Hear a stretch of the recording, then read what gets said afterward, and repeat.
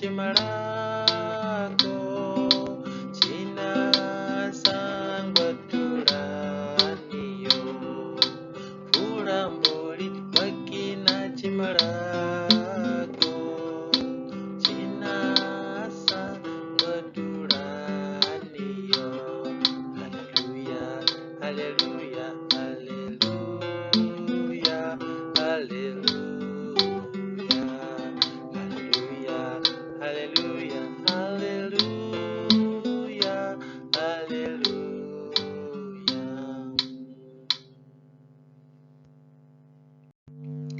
Mikini yeche hene ka fugimi bawene sane ni bakare hegbe fuli basa azande na boyo dundukolo gozegi no klikili. Wene natale fuloni na wene vovo gara. Mikini bana hiya ono kadungawia na zeleda na hipai na mabangilise makokidu paima logo givovo garare. Mihene tipaka fratoni kuli gugoni karaga pai ngogu ona karaga hafare chipagu video miamba kajihe na frajpa pakanisa katoliko.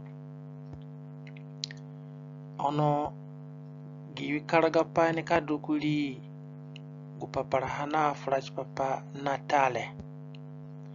Miamba kaji gaha bangwa pai lihe na ya muru harufa Kristiano ka banda natale na gana dunduko. Nerengo gubangwa pale chini pakara haigbefu azande ka fureli paha.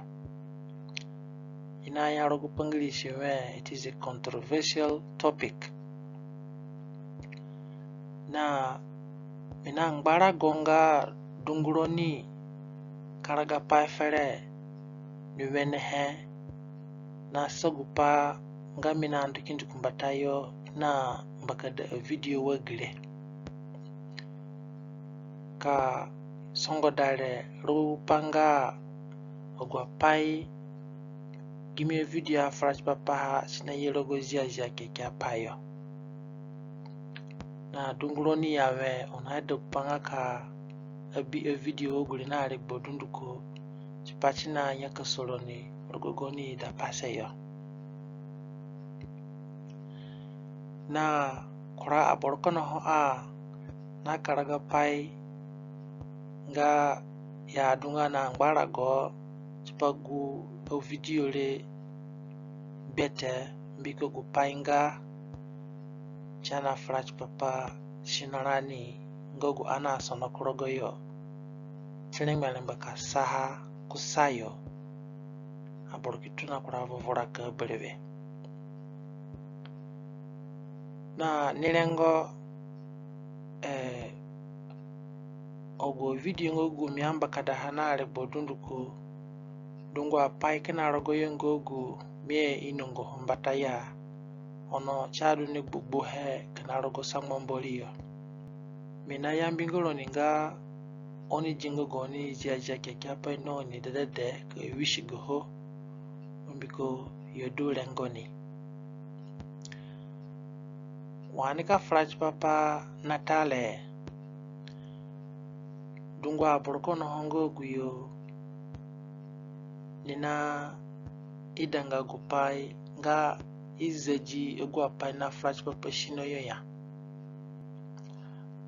ombiko omuka frani chipogu shino ngogu bora na manga hangogu nyasono kurogoyo chikidunga ira po dunia manga ha sina gbana chidungurani ono yamu gani bianara godu ni kasogu panga ke gumanga rengo frani ya rengo duwa kachinduku mbatayo chiki jipai bezile apai kora brokono na yawe Yesu Kristo ya bachika koro guguru nga banduru boru ne bishwe ya Rehane chipa anisombo pogu urure biko bachikoyo gani bia Yesu Kristo rogoyo. Kashivra dunga uru apagano dunadu na chirogozia kekia payo ate. Chamanga pate chimbangangani jebe go apagano le kimehinga uru ngaga gani bia du anikini banda hakini ilishihe kini tambomboli rogoyo na garadunduko. Minika yawe wene benodu gagu ana yena nile ono bahangba nga aningalinga korogo sangmomboli yo kibingo gini apai cha frach papaha chipangba tunga apai wogule. Kura bera kono hongogu ulia bora bera ha nga wene gene dungane ono uboro bangalimboli telekadu nga kura paikia telekadu nga ira gene chidu ani duangalirani noni wasa kuzungo jingomboli kuze kingo berarani ani kinga sangbako akomboli baira biangbongbo turuna sende legboda chipagama boro gisangbaro kini egini apai maida beyo boba mofunga gamutoro kuhanshingo berarani na gamorengo wakani roho dunduko kabibata biko gundehe nebiga telimo ana hombo pabero miga Kristo Yesu ngagani bia. Amina. Na mikini yambironi chebelewe owulinemi ngo oni dungana nikindi dakana chiyanga dagi video le biko bangwa apaidu anka frach papaha chipapa natale gogu ana franga chipapa hambataya mia franga chipapa wogiri mbatate ono regboda chipa ana frach papaha rogosa Timoteyo uwe biata kuchibiama zia kikia pana yawe mbiko gerengba bangili mboli bateshirani ni wene he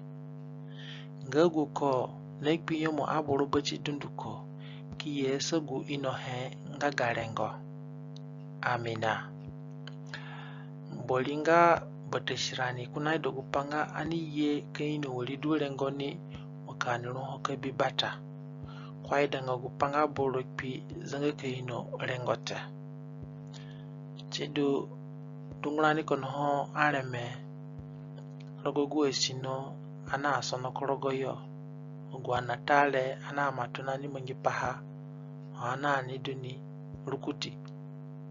dakwa areme chiki shino hoki mane rogorani yo ho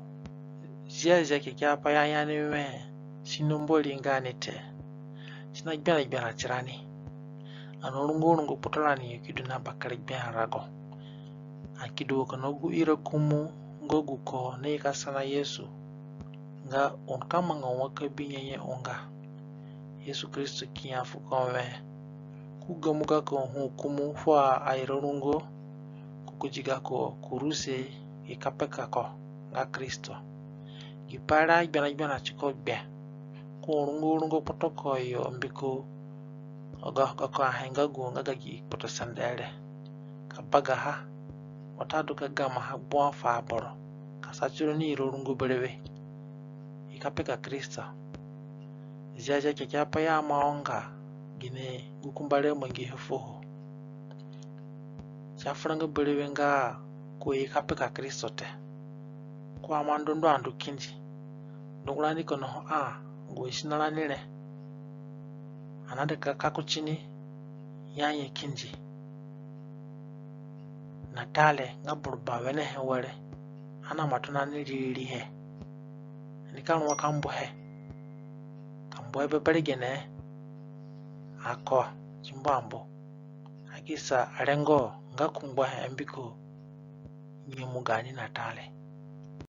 nilengo kaya bachikanga Kristo ya kani bingo batate. Da duka iri auru wagi ngwa chipaka ja gani ainga pai kusayo. Kakure akuranga ya borho ka bi batate. Ono gini kure du kani bi batambiko ho.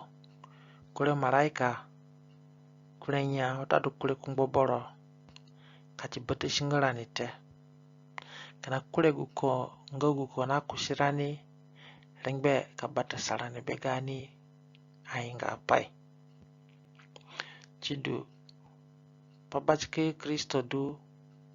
sogupa nga mbarago hingbodurani na kachidu chenga Kristo ye kabata sarani gina kasogupa nga kandunga na mbarago kini futambahe fumboli ya anaka futambahe fumboli mbiku gipale na alegbo du na asa du anjenge kusungu doka na jigi dogara kama gipale ya na kurapa bole kini kadunga Kristo ni chiko kwa amadu kino ho mbata furago enge kwa duna mboli ba mbata fu ibachika auli aboro sandeno wakwa gumba harogo yuani mwambe buruwe na bawe na mwambe nga mina gumba hafuroni nelengo mbata abra ya manekadu miadu kinaho Kristo amadu kinaho mbata furago enge anga po bachike yeko du sogu panga kudu nga vuvu boro franete mbikuko aulia burna arakachini sandeno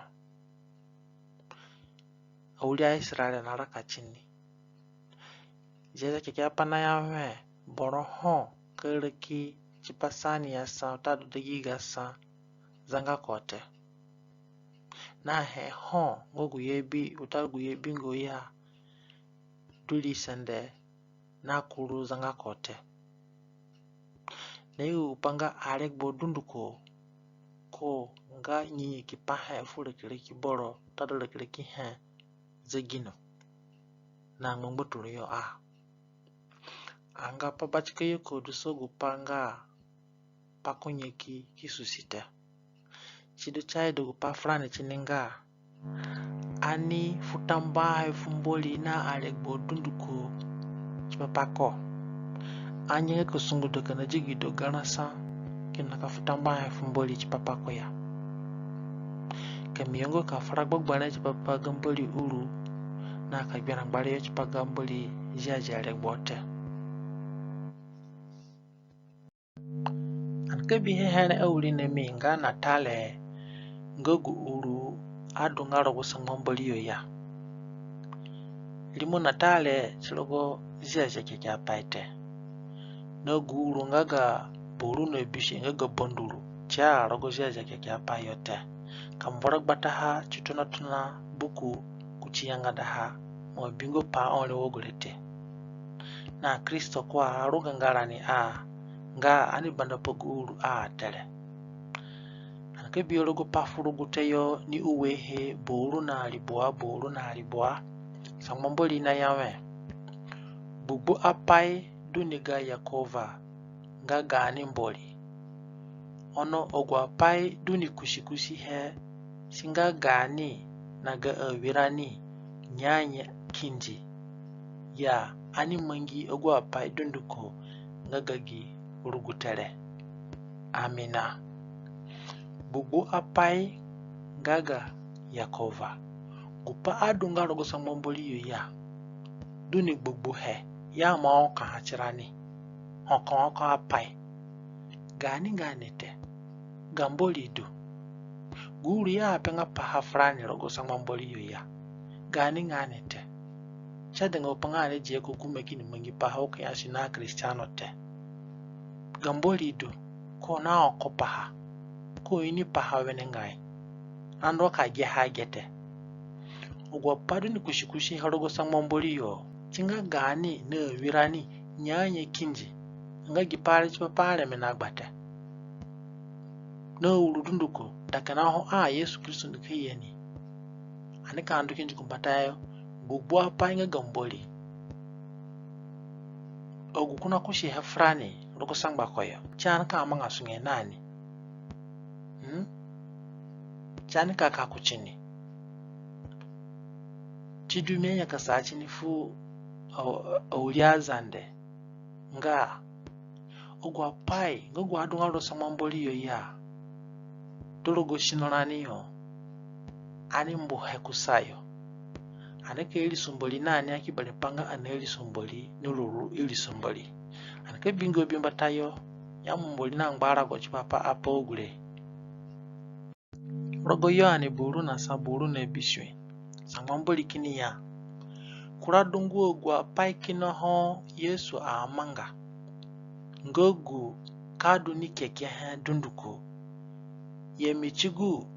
kinezegi no ni chihe kasirengbenga na agwa kitabu kadu ni keke hete rogo kura asaka payo tado rogo kura translation yo belewe sina yawe agwa pangogu Kristo mangihe ya keke hena abodunduko zegino ho karengbe kazada hate utatu kama ngasunge nani te na yu pangogu kenyo ho frani chimalengwa chipaparani chade ngo populi wenga ani no gwa kurahangogu adungani keke he sayo go kura resource ana ngo pachi papa hayate anaka kana kuchugu yake paha frani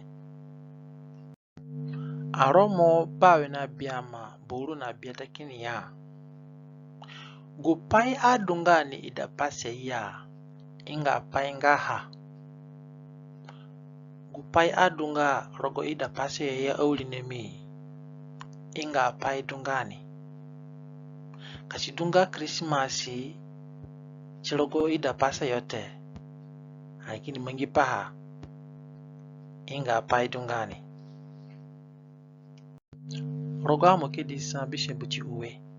kokinya fiyo sagoni ne inorago ahe no gulegbo ahemboli ngaba omwe sakina gako tondo amena awuli nemi sagoni no gulegbo ngogu mboli omwe ihe ni okonko sagoni no gu uru ngaga pagano ngogu yene sogo yomboli rogoyo kanoka jaha kikakpa melimo Kristo kutini nga gulu ya bachika korogoyo sagoni nani rogo pafrogu tayo ni uwehe bawe no we buru na bawe no we sangamboli kini ya franwe ogwa pai dunduko rugumiro ni chini gure onika bera paha shiri kini mangihe ko oni agbyanga pai kuchini ya ko oni ajanga pai chini aya amina ulina ogwa pongogu mbuli arugulani chini na aba dunduko ya chidu ana bera pahanga shiri wakayawa na aba chidu ane kamanga paha dedede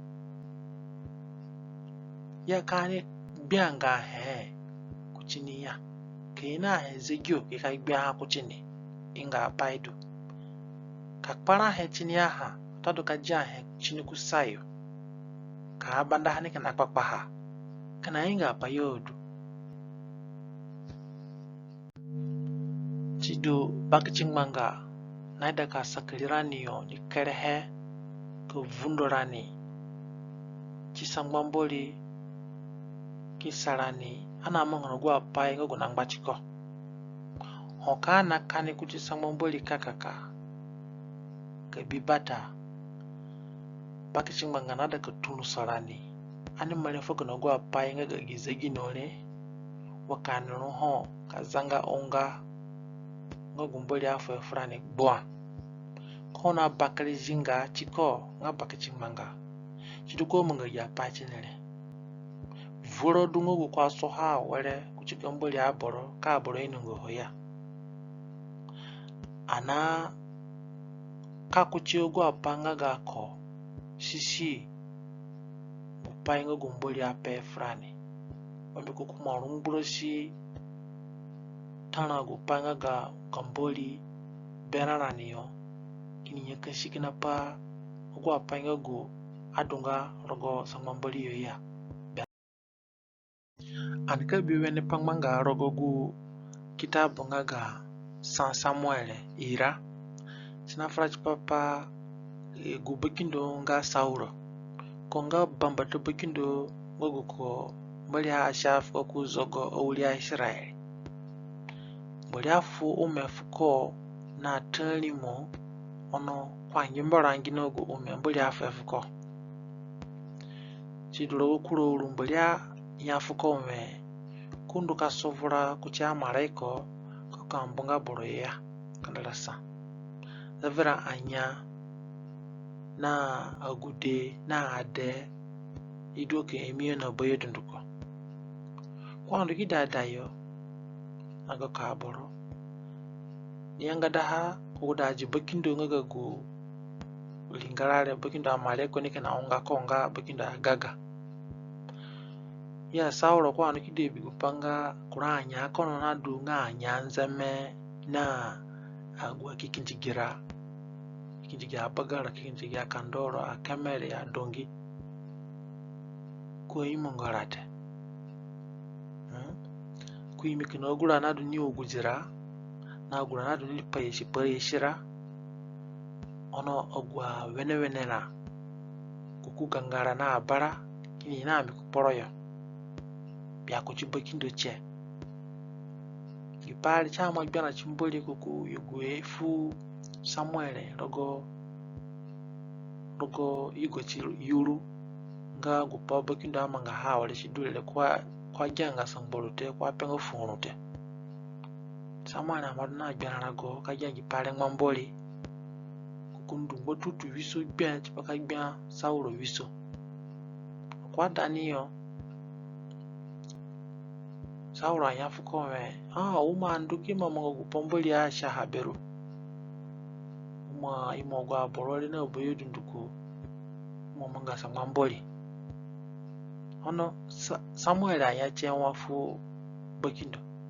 konya na worgi ne mai jama kana wora bagara na meme zegiole Sauro kini kaya buko agurale ani yena mi bambiko anadaka gamala ni gama hefumboli bingu batungo gwa pale amena gama gurale kukikinjiga bagara me na amena kandoro ameka gamala ni gama hefumboli awuli nemi oni gingaro ugi pale gupango gumboli ashanga be Sauro kumungeya bali ya fuwa kunduki emya gwa hediyo na bangare kirege bikindo na de na nya na agude na kirege heddo ono Sauro na kanu kina go kikinjigira gwa nyanza me gwa uwenena anya nga gura kako emira keke na menga unakika kagama na gama hefumboli dana ya fuko me kuika gama ajanyane Kilimamboli yamkena mboli napewo upoko bieni niwene bangiliko chiduko amanga kena wodu du he frani aneme upane bieni wene bangirane chana manga ani da ganga Christmas mboli apenga pachi papa yake nikikaya ane kama Kilimamboli yammboli na ngbara goberani namoka karaga pai fale chipapaha mine bie chiminga ani namanga pai ane mwaka na Sauro para pachiranite awulia yudo na agama hene fumboli aruguta amado chipa agama henga guya fuene limomboli nga gunya mandu ka furu fumboli mudoka mu wishigi poru ka gbogbone pai adonga chiporu wasanya ka ira pai adonga churuya ko dunga ngairo vuloli ko dunga ngabandulu sa ko dunga na linjiru nuko jikoji he watado gbagbana paki du churu wasaya udunga gyangli ombiko onoka wiro wulimboli dunga gyangli kamu yongo nogunya ine jiru aji ikafuru fumboli ngagama hete ogwa nyanga ogura ya furana limo kura mboli kya kamu jingauru kika furu na limo mboli nkaya idaga mugama hete kina wodu natale na limo kura mboli kya ono aniyeki jihe kiye kafe na limo mboli yamu mboli ni kaja ha hugume anu balinga paha bana wanangai ngani gama he ngagu gama he mboli yani gamu he chidwa kachidu kana kuchisangba ko kidunga gyangli wadu herogo saywane biata bia manga inga pai ngaka kwa gamboli enjiko watadu kachienjiko kina wodu ha rogo yakoba biama ira na uwe nga guboro ini kamanga roro pai onokani amanga nga haya chifuni ngaka na inga pai chifuni ngaka na gbagbane pai chidunga ogwa borno mo ino panga Christmas rogo ziaja kekya paite ono ina yawe ako nungo gwa bia ya bia go Christmas le na kambo efuda eja bore inga pai du yamanga ha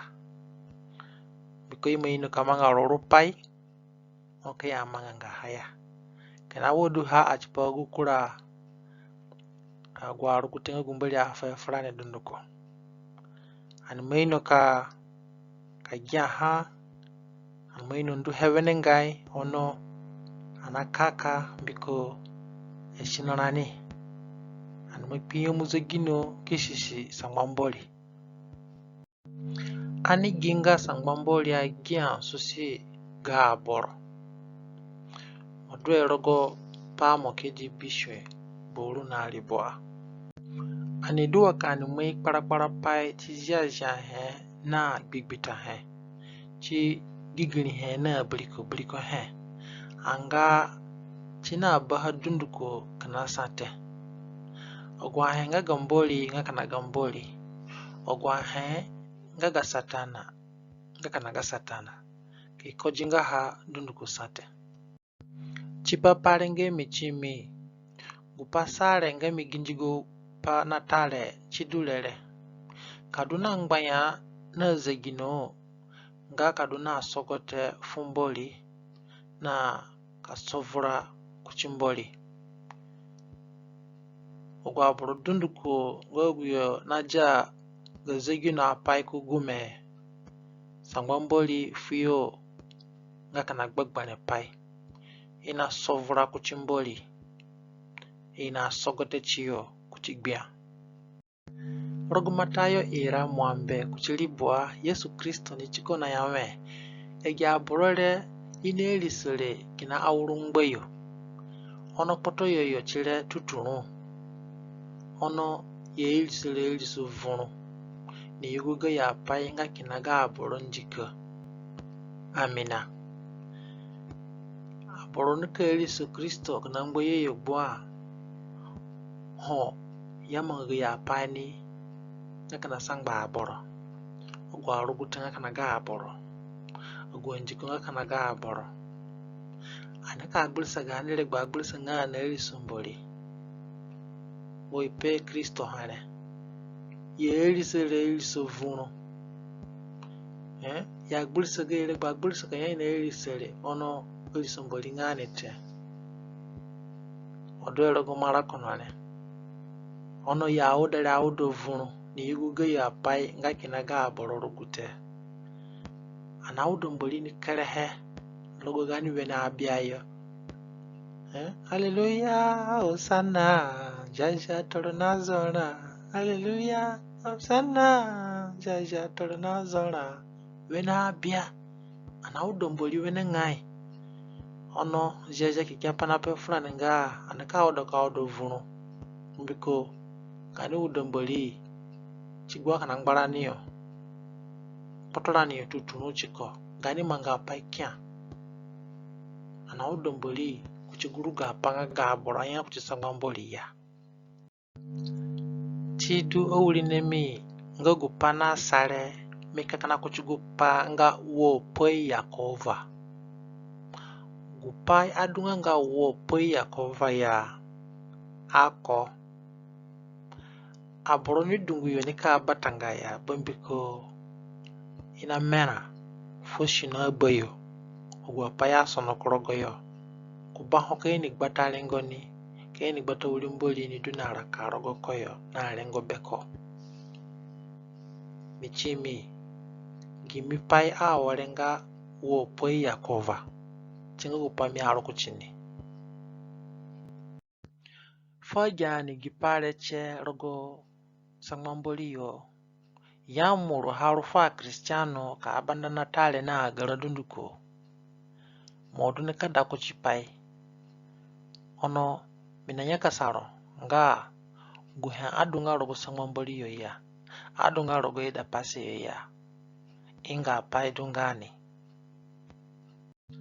tambaye floni dunduko midungo wuli noloni Paul Jerome Bangmanda da gono yo baliga gbate duk prani hai miligio gukuraki du atla barayo nzara hele mboli dunoni dunduko